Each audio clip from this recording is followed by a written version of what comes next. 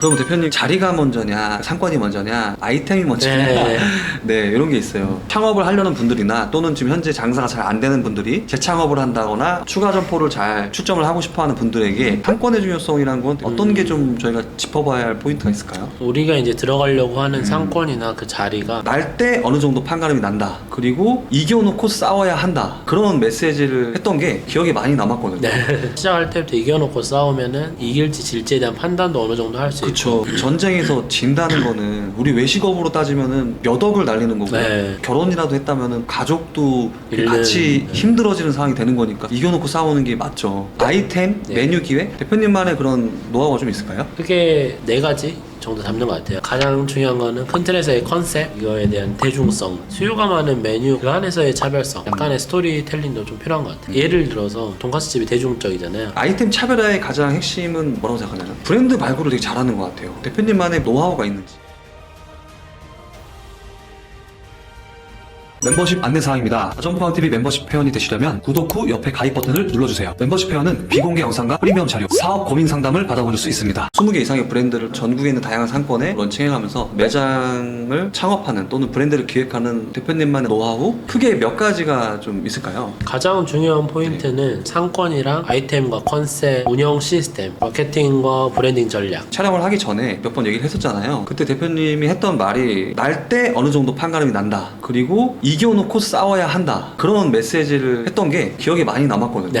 이겨놓고 싸워야 한다. 왜 그런 생각을 하시게 된 거죠? 자기계발을 좋아하는데요. 꾸준하게 자주 읽게 되는 책들이 있어요. 손자병법이라는 책인데 거기에 보면은 뭐 이제 장수의 조건, 지지 않는 조건, 막 여러 가지가 나와요. 그 책 읽고 가장 와닿았던 게 이겨놓고 싸워야 된다. 시작할 때부터 이겨놓고 싸우면은 이길지 질지에 대한 판단도 어느 정도 할 수 있고. 그쵸. 전쟁에서 진다는 거는 우리 외식업으로 따지면은 몇 억을 날리는 거고, 결혼이라도 했다면은 가족도 같이 힘들어지는 상황이 되는 거니까 이겨놓고 싸우는 게 맞죠. 창업을 하려는 분들이나 또는 지금 현재 장사가 잘 안 되는 분들이 재창업을 한다거나 추가 점포를 잘 출점을 하고 싶어하는 분들에게 상권의 중요성이란 건 어떤 게 좀 저희가 짚어봐야 할 포인트가 있을까요? 우리가 이제 들어가려고 하는 상권이나 그 자리가 내가 팔려고 하는 제품이랑 타겟층이 맞는지, 이거에 대한 게 사실 가장 중요할 것 같고요. 예를 들어서 연남동을 하면 보통 20대 분들이 많이, 여성분들이 많이 오시는데 거기서 50대에서 70대 분들이 좋아하는 장어구이집을 한다든가 이래버리면 좀 지고 시작한다는 거죠.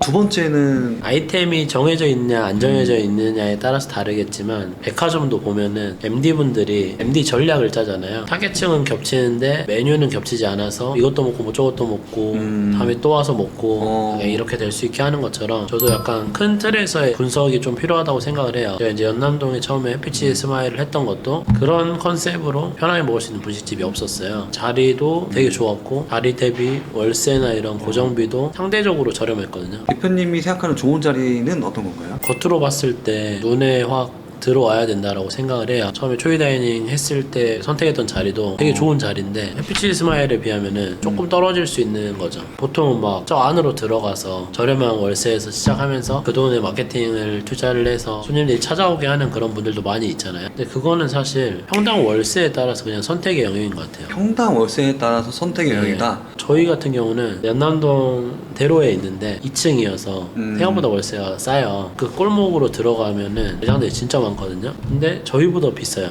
그 이론이 안 맞게 되는 거죠. 그럼 대표님 자리가 먼저냐 상권이 먼저냐 아이템이 먼저냐 네 이런 게 있어요. 저 같은 경우는 융통성이 있는 사람이라고 저는 이제 표현을 하는데, 저는 이걸 하려고 자리를 찾다가도 이 자리에서는 이거 하면 잘 될 것 같은데 그럼 또 그거를 찾아요. 사실 처음에 지방 광주에 해피치즈 스마일 자리 찾다가 제가 동백카츠라는 브랜드를 이제 같이 하는데 여기는 동백카츠 하면 잘 될 것 같은데 동백카츠를 하게 된 거예요. 거기서 실제로 대박이 났고, 뭐가 먼저냐에 대한 답은 사실 없는데 보통은 상권보다는 아이템을 먼저 정해놓고 상권을 찾는 편이잖아요. 근데 이제 다점포나 이제 다브랜드를 많이 해보신 분들은 염두에 둔 아이템이 머릿속에 계속 있다 보니까 자리 찾는 게 계속 일되잖아요, 어느 순간. 두 번째는 이제 아이템, 메뉴 기획, 대표님만의 그런 노하우가 좀 있을까요? 그게 4가지 정도 잡는 것 같아요. 가장 중요한 거는 큰 틀에서의 컨셉, 이거에 대한 대중성, 수요가 많은 메뉴 그 안에서의 차별성, 약간의 스토리텔링도 좀 필요한 것 같아요. 예를 들어서 돈가스집이 대중적이잖아요. 똑같은 돈가스집을 하더라도 단어로 쪼갠다든지 뭘 얻는 거죠. 구체적으로 혹시 뭐 저희는 퓨전을 그때 당시에는 이제 선택을 했던 것 같아요. 돈가스에 뭐 떡볶이를 같이 판다거나 파스타를 같이 판다거나 퓨전에 대한 어떤 차별화를 좀 준 거네요. 아니면은 뭐 아이템 자체에서 차별화를 줄 수도 있죠. 두께를 다르게 한다든가 네. 아니면 뭐 뼈카츠처럼 우리가 안 쓰던 네. 그런 모양의 돈가스를 그냥 말도 안 되게 이상한 부위를 갖다가 할 수는 없잖아요. 그래서 좀 약간의 스토리텔링도 좀 필요한 것 같아요. 아이템 차별화의 가장 핵심은 뭐라고 생각하나요? 주방에서 일을 해본 적은 없는 사람이다 보니까 오히려 그게 좀 이득이 됐던 것 같아요. 아, 전문성이 있어버리면 안 된다라는 생각을 먼저 하게 되잖아요. 고정관념. 저 같은 경우는 뭐가 안 되는지를 모르기 때문에 이거 이렇게 해보면 어떨까 이런 생각을 혼자서 많이 했던 것 같고 사례를 많이 찾아봤던 것 같아요. 첫 번째는 고정관념이 없어야 내 메뉴에 대한 새로운 변화를 시도할 수 있고, 두 번째는 벤치마킹을 굉장히 많이 해봐야겠네요. 이런 것도 있구나라는 인사이트를 얻어서 응용을 좀 네. 해볼 수 있다라는 거죠. 네. 아, 너무 중요한 얘기를 한 것 같습니다. 딴 데 가서 하시면 안 돼요? 그렇게 해서 아이템도 차별화하면 그걸로도 이미 훌륭한데 이 메뉴가 갖고 있는 스토리까지 있으면 더 좋다? 몽탄이라는 브랜드를 그냥 예를 들면 고깃집은 대중적인데 한번 좀 차별성을 넣은 거잖아요. 아, 그렇죠. 이게 우대갈비라는 게 네. 기다란 거. 근데 거기에 스토리가 있잖아요. 돈가스 전문점들도 숙성하는 방식을 다양하게 풀잖아요. 근데 이게 숙성을 하면 왜 맛있는지, 왜 숙성을 해야 되는지, 너가 이걸 먹었을 때 맛있는 이유에 대한 스토리를 만들어주는 거죠. 우리가 사실 상품을 판매하고 있다라고 생각하고 있지만 이 상품을 판매하는 사람의 이야기도 중요하고 네. 상품이 어떤 이런 특별함이 갖고 있는지 이런 거가 더 중요한 것 같아요. 네. 어떻게 보면 상품 자체로는 차별화가 한계가 있는 것 같습니다. 그래서 네. 우리가 보통 마케팅을 할 때도 바이럴 한다고 하잖아요. 결국에는 구전인데 가장 가까이에서 성공 사례 중에 하나가 역전 할머니 맥주도 창업 스토리가 있잖아요. 사실 역전 할머니 맥주를 몇 번 안 가보긴 했는데 주변에서 그 스토리를 한 10번 넘게 들었어요.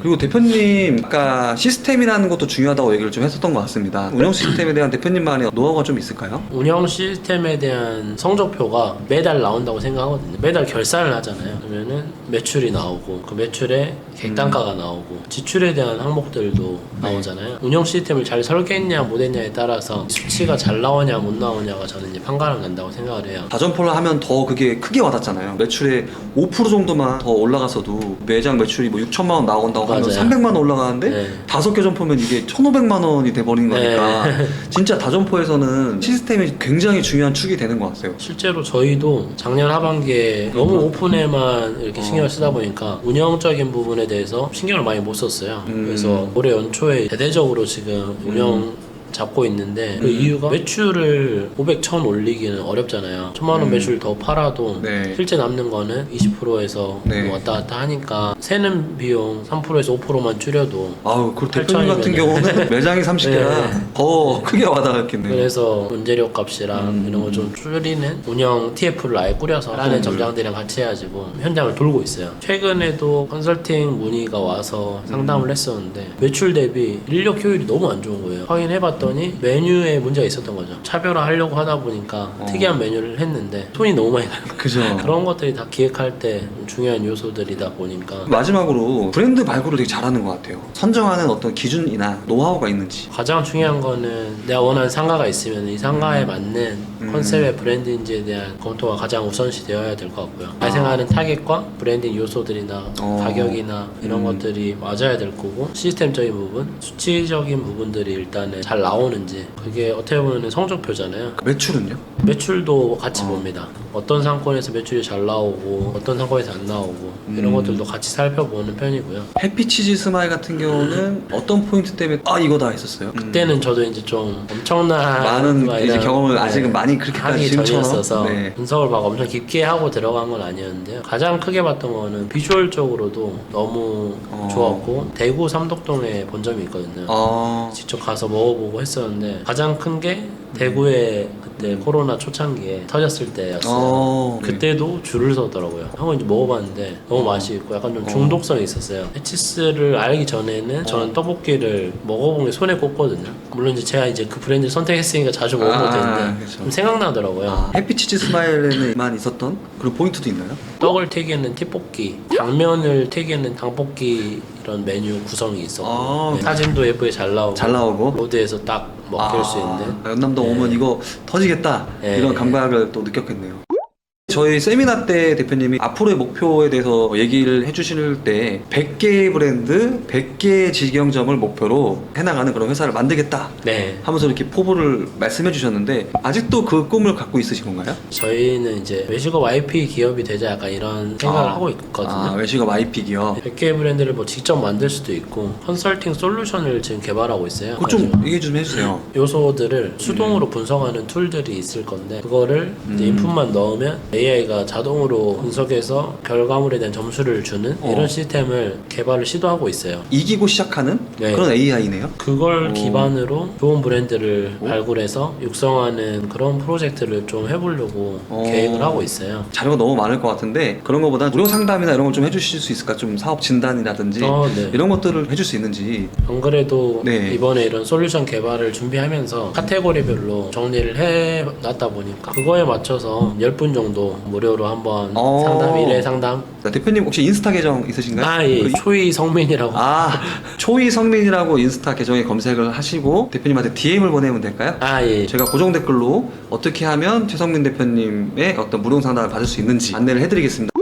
초이 인터내셔널이라는 회사에서 대표님과 함께 100개 점포의 프로젝트를 이어나가고 있는 직원분들에게 한번 또 얘기를 해주시면 좋을 것 같습니다. 변화해야 된다, 성장해야 된다, 약간 이런 주의가 있다 보니까 제가 아무래도 완벽주의가 심하고 오늘과 내일이 또 달라요. 팀원들 입장에서는 힘들어 하시는 분들이 아마 많이 있으실 것 같은데 함께 성장이라는 키워드를 되게 좋아하거든요. 실제로 회사 내 인센티브 시스템이나 이런 것들도 계속해서 개선하고 만들어 가려고 하고 있는데 이런 비전이나 포부 아래 다 같이 뭔가 웃을 수 있는 그런 미래를 좀 뭔가 내다보면서 열심히 해주시면 좋을 것 같고 항상 표현은 안 하지만 너무 감사하게 생각하고 있어서 다시 한번 이 자리를 빌어 감사하다고 말씀드리고 싶고요. 오늘 귀중한 시간 내준 우리 최성민 대표님한테 다시 한번 감사를 드리고요.